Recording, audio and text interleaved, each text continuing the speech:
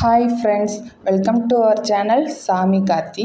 இன்றைக்கி நம்ம சேனலில் ஆட்டிசம் அப்படிங்கிற ஒரு வளர்ச்சி குறைபாடு பற்றி தான் பார்க்க போகிறோம். ஆட்டிசம் அப்படின்னா என்ன? அந்த கேள்விக்கான பதில். ஆட்டிசம் என்பது ஒரு வகையான மூளை வளர்ச்சி குறைபாடு. இது ஏற்பட்டால் உரையாடலிலும் சமூகத்தில் மற்றவர்களுக்கு கலந்து பழகுவதிலும் பெரும் பாதிப்புகள் உருவாகும். அந்த குழந்தைகள் செய்ததையே மீண்டும் மீண்டும் செய்வார்கள். இவர்கள் தன்னை அறியாமல் இதை செய்யும் நிலைக்கு ஆளாவார்கள்.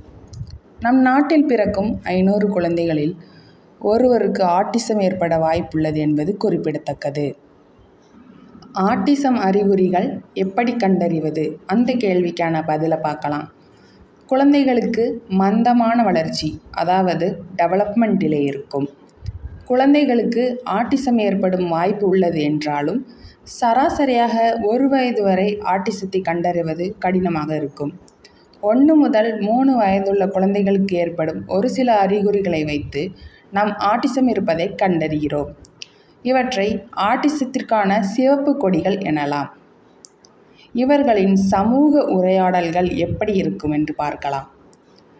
கைகள் சுட்டி காட்டுதல், அதாவது பாயிண்டிங் செய்து காட்டுவதில் இவர்களுக்கு சிரமம் இருக்கும்.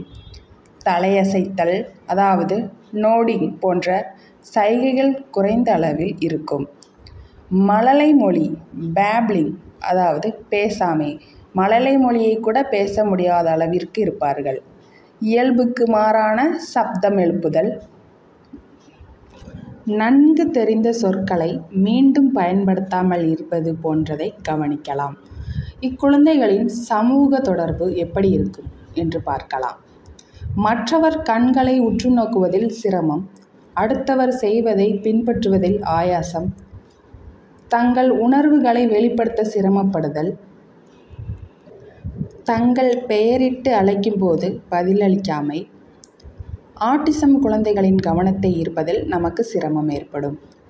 குழந்தையின் செயல்பாடுகள்: விரல்கள், கைகள் மற்றும் உடலை இயல்புக்கு மாறாக அசைப்பது, செய்ததையோ சொன்னதையோ மீண்டும் மீண்டும் செய்வது, சொல்வது, அற்பமான விஷயங்களின் மேல் மிகுந்த கவனம் செலுத்துவது, தினமும் ஒரே வகையான உணவை மட்டுமே விரும்புவது. குழந்தைகளுக்கு ஏன் ஆட்டிசம் குறைபாடு உண்டாகுகிறது என்ற கேள்விக்கான பதில். ஆட்டிசம் ஏற்பட இதுதான் காரணம் என குறிப்பாக எதையும் சொல்ல முடியாது. மரபு ரீதியிலான காரணங்கள் வெறும் 0.5%க்கும் கீழே தான் இருக்கின்றன. சராசரி வயதை தாண்டி குழந்தை பெற்றுக்கொள்வது, மதுப்பழக்கம், அதாவது கருவுற்றிருக்கும் பெண்களிடம் மதுப்பழக்கம் இருப்பது, ஆரோக்கியமற்ற உணவை பழக்கம் போன்றவற்றை தவிர்ப்பது நல்லது. கருவில் குழந்தை இருக்கும் போது மகப்பேறின் போதும் கழுத்தின் கொடி சுற்றுவது, மெகோனியம் ஆஸ்பிரேஷன், முதலாக வெளியேறும் மலம் குழந்தையின் சுவாசப்பாதைக்குள் நுழைதல், பிறந்தவுடன் அழாமல் இருப்பது, பின்னாளில் ஏற்படும் மஞ்சள் காமாலை உள்ளிட்ட பிரச்சனைகளால் மூளைக்கு பாதிப்பு ஏற்பட்டால் ஆட்டிசம் ஏற்பட வாய்ப்புள்ளது. குழந்தைகளுக்கான மூளை நரம்பியல் மருத்துவர், குழந்தைகள் நல மருத்துவர்களின் கண்காணிப்புடன் speech therapy, behavioural therapy, occupational therapy, physiotherapy என பல்துணை வல்லுநர்கள் வழங்கும் ஒருங்கிணைந்த சிகிச்சை தேவைப்படும். முற்றிலுமாக தீர்க்க முடியாது என்றாலும் அறிகுறிகளின் தீவிரத்தை குறைத்து ஓரளவிற்கு இயல்பான வாழ்க்கையை அளிக்க சில மருந்துகளும் பரிந்துரைக்கப்படும். சாதாரண குழந்தைகள் போன்ற ஆட்டிசம் குழந்தைகள் வளர்வார்களா? என்ன மாதிரியான குறைபாட்டுடன் இருப்பார்கள்? இந்த கேள்விக்கான பதிலை பார்க்கலாம். ஆட்டிசம் என்பது ஒரு ஸ்பெக்ட்ரம் டிஸார்டர், அதாவது மிதமானது முதல் தீவிரமானது வரை பலதரப்பட்ட அறிகுறிகளை ஏற்படுத்தும் வாய்ப்புள்ளது.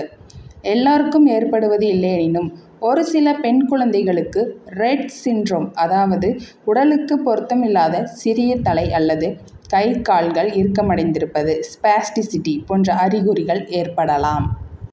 சிந்திப்பதில், கல்வி கற்பதில் இயலாமை, நுண்ணறிவதில் ஏற்படும் குறைபாடுகள், வலிப்பு ஏற்படுதல்.